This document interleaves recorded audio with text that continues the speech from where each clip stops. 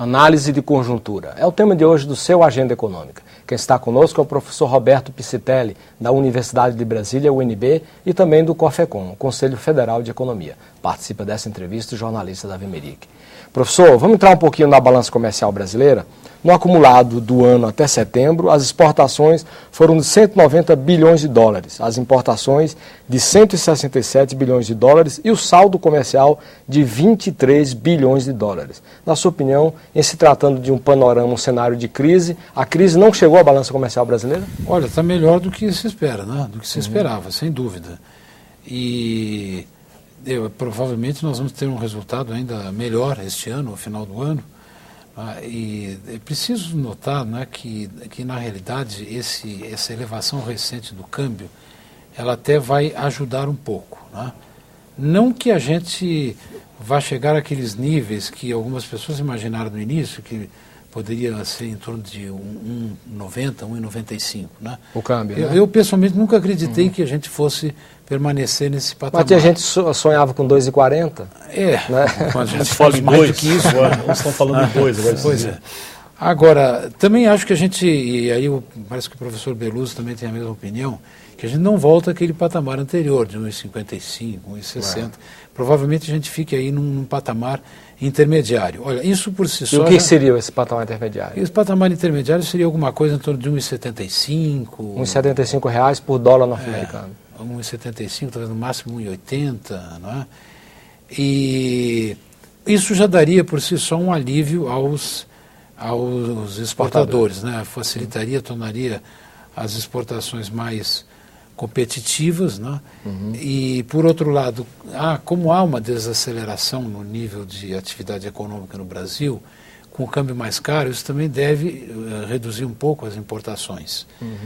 Eu tenho a impressão de que o saldo final disso, o saldo líquido, provavelmente será positivo, não é? Agora, por outro lado, quer dizer, há muitos fatores aí que se interrelacionam, que se entrelaçam, né? Por outro lado, a cotação das commodities já esteve mais elevada umas semanas atrás. Agora, há o que tudo indica, e segundo a opinião da maior parte dos especialistas, que há a tendência de uma acomodação, de uma baixa, né? A própria desaceleração da economia mundial vai reduzir a demanda e provavelmente a gente vai exportar menores quantidades. Talvez, né, provavelmente, eu espero que sim, é uma taxa de câmbio um pouco mais favorável. A gente não sabe até onde isso vai se compensar, o efeito de uma e de outra coisa. Na crise de 2008, na realidade, a perda foi maior, né, em termos de...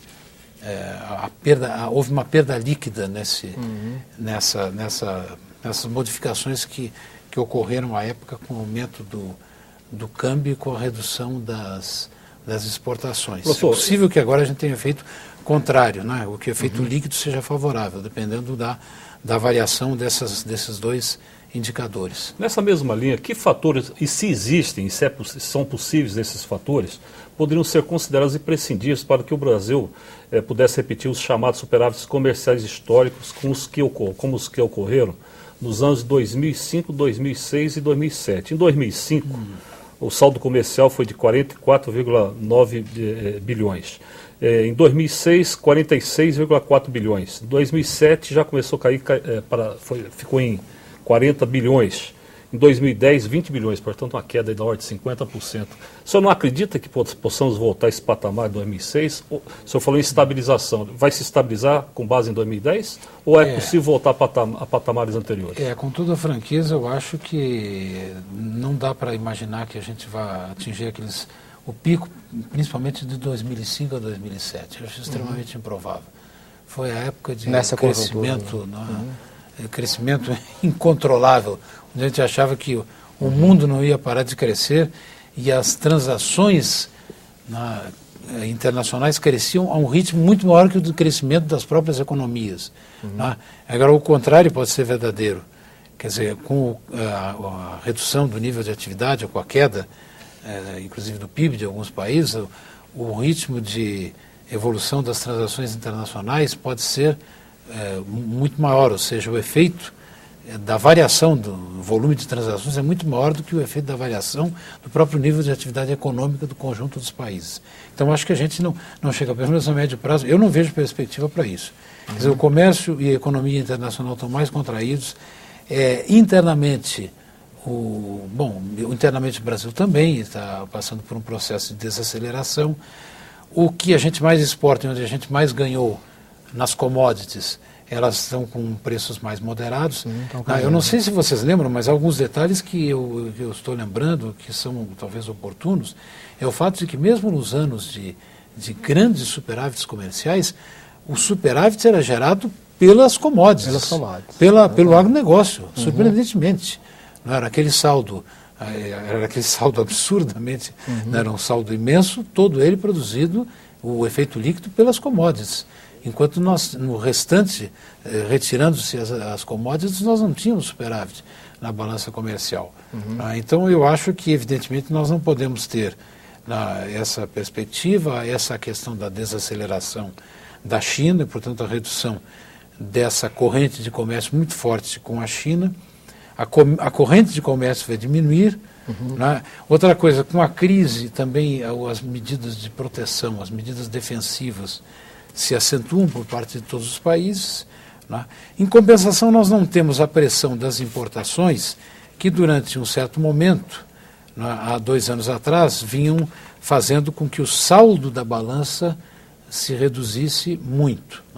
O Brasil estava crescendo aceleradamente, nós estávamos importando muito, câmbio muito desfavorável, estimulando as importações, desestimulando as exportações, a gente chegou a um ponto quase crítico em termos de saldo da balança comercial. Então, a minha perspectiva é de que a gente fique em valores mais próximos do de 2010, mas com uma corrente de comércio menor. Professor, vamos falar um pouquinho de inflação. Segundo os dados divulgados pelo IBGE, o Índice Nacional de Preço ao Consumidor Amplo, IPCA, inclusive que é tomado como base para a política de combate à inflação, de controle da inflação, apresentou em setembro último uma variação de 0,53%, contra 0,37% do mês anterior, e também acima do que apresentou em setembro de 2010, que foi de 0,45%. O IPCA acumulado em 2011 é de 4,97% e o acumulado em 12 meses de 7,31%, portanto, acima do teto da meta, que é de 6,5%. Como é que o senhor está vendo esse quadro de inflação e que eu gostaria que o senhor considerasse também o refresco dado também pela política cambial sobre a inflação? Bom, eu acho que efetivamente vamos nos conformar, nós vamos ficar um pouco acima do teto da meta. O Banco Central previu 45% de probabilidade. Eu às vezes acho muito interessante esses números, 45% de probabilidade de ficar no teto da meta. Não, acho que a gente vai ficar mesmo um pouco acima. Mas eu não acho que isso seja dramático. Não.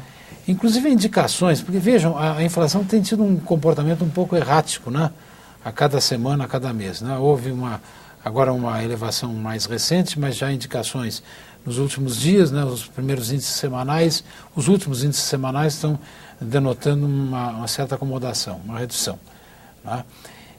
Então, é mais provável que no ano que vem a gente possa se situar mais perto do centro da meta, dos 4,5. Ainda não dos 4,5, mas acima dos 4,5. Agora, mais próximo do centro e abaixo do teto.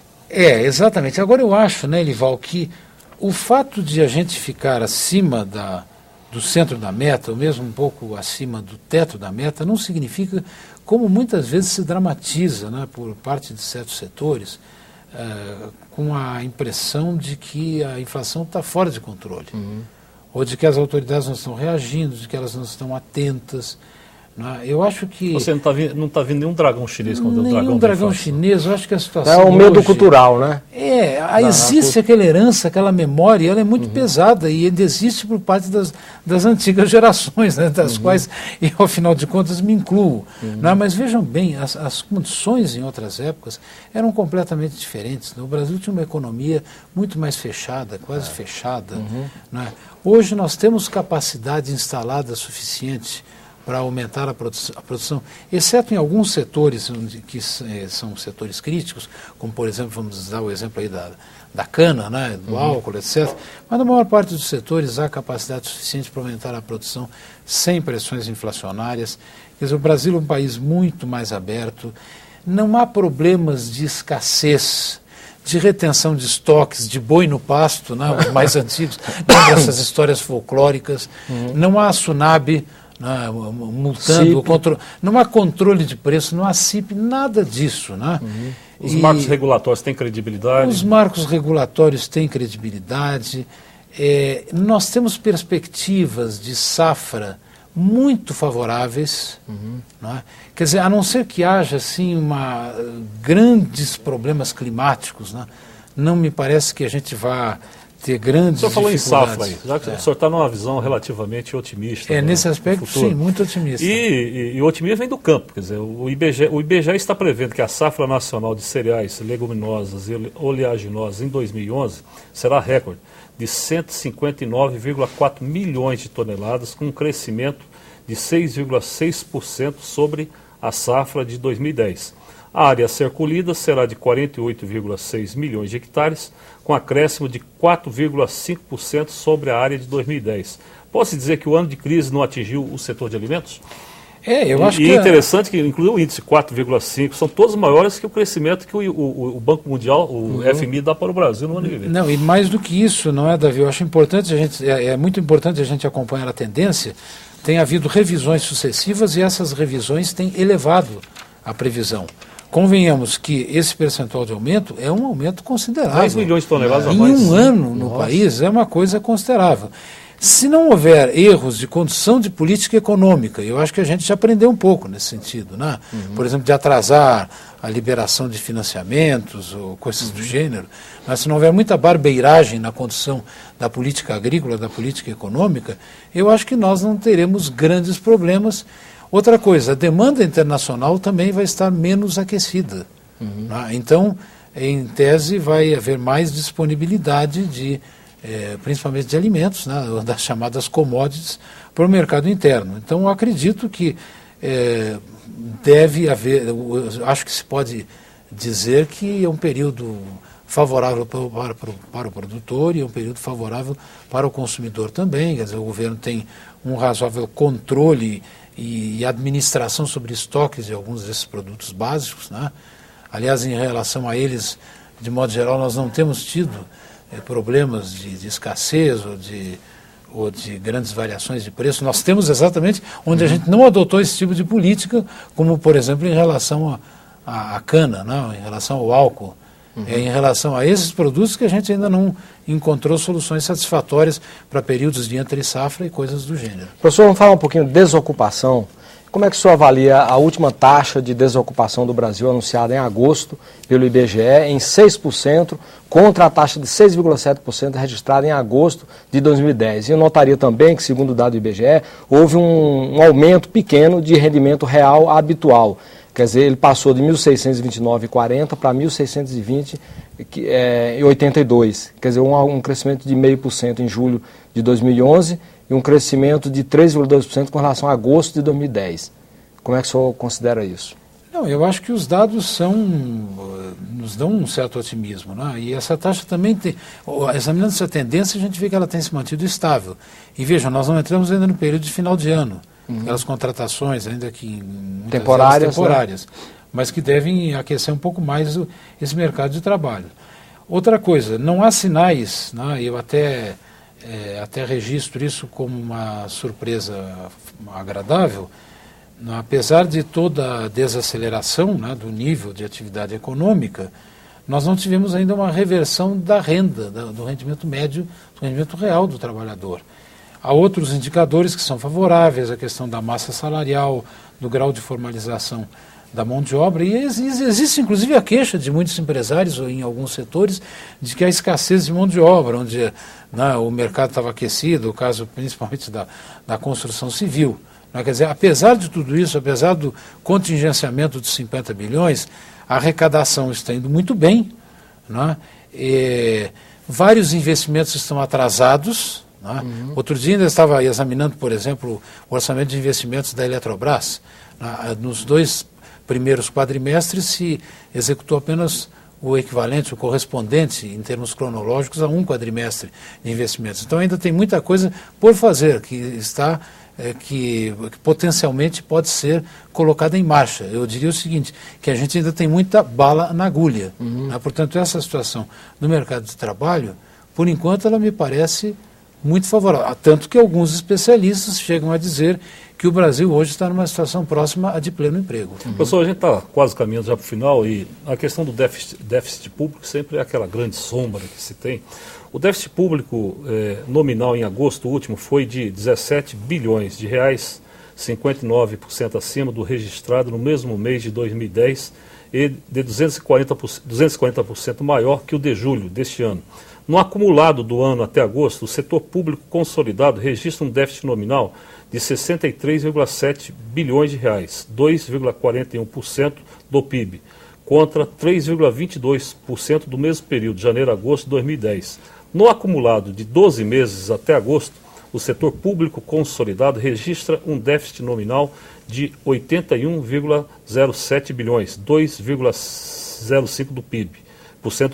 Como o senhor analisa esses dados?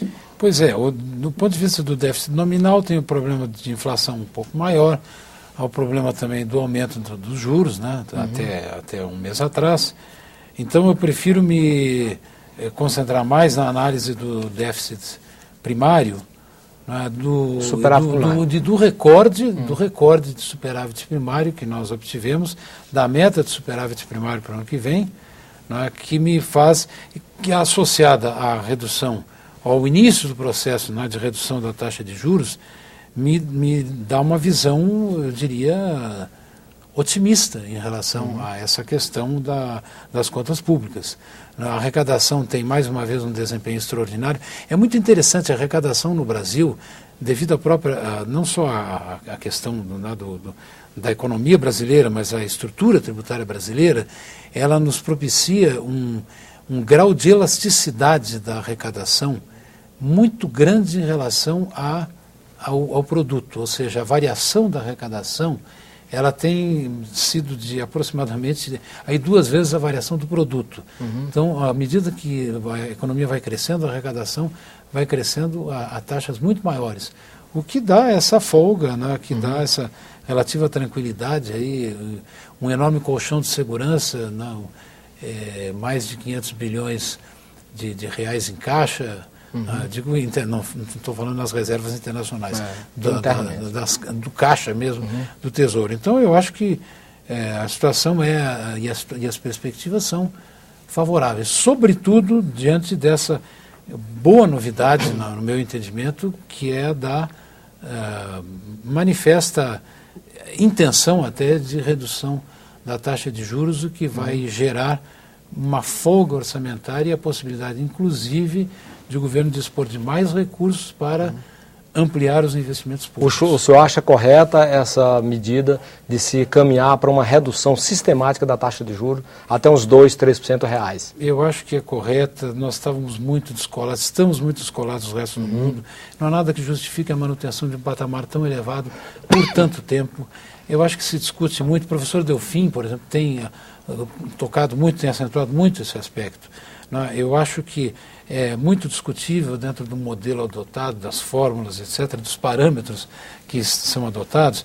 É muito difícil imaginar que a gente precise ou continue precisando de um nível de taxa tão elevado para manter sob controle a inflação, em relação à qual há muitos fatores exógenos, né, que têm contribuído para que ela esteja um pouco mais elevada do que seria desejável.